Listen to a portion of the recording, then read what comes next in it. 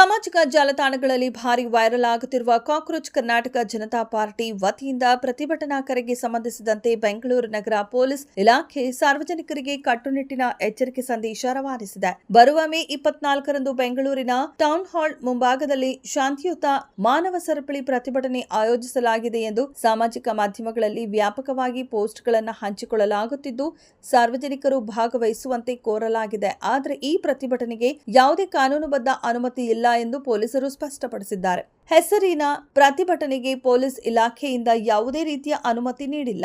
ಅಷ್ಟೇ ಅಲ್ಲದೆ ಇಂತಹ ಕಾರ್ಯಕ್ರಮ ಆಯೋಜಿಸಲು ಸಂಘಟಕರಿಂದ ಯಾವುದೇ ಅಧಿಕೃತ ಅರ್ಜಿಯೂ ಸಲ್ಲಿಕೆಯಾಗಿಲ್ಲ. ಸ್ಥಳೀಯ ಪ್ರಾಧಿಕಾರದಿಂದಲೂ ಟೌನ್ ಹಾಲ್ ಬಳಕೆಗೆ ಯಾವುದೇ ಅನುಮತಿ ದೊರೆತಿಲ್ಲ. ಮಾನ್ಯ ಹೈಕೋರ್ಟ್ ಆದೇಶದ ಅನ್ವಯ ಬೆಂಗಳೂರು ನಗರದಲ್ಲಿ ಫ್ರೀಡಂ ಪಾರ್ಕ್ ಹೊರತುಪಡಿಸಿ ಬೇರೆ ಯಾವುದೇ ಸಾರ್ವಜನಿಕ ಸ್ಥಳದಲ್ಲಿ ಪ್ರತಿಭಟನೆ ನಡೆಸಲು ಅವಕಾಶವಿರುವುದಿಲ್ಲ ಎಂದು ಹೇಳಿದ್ದಾರೆ.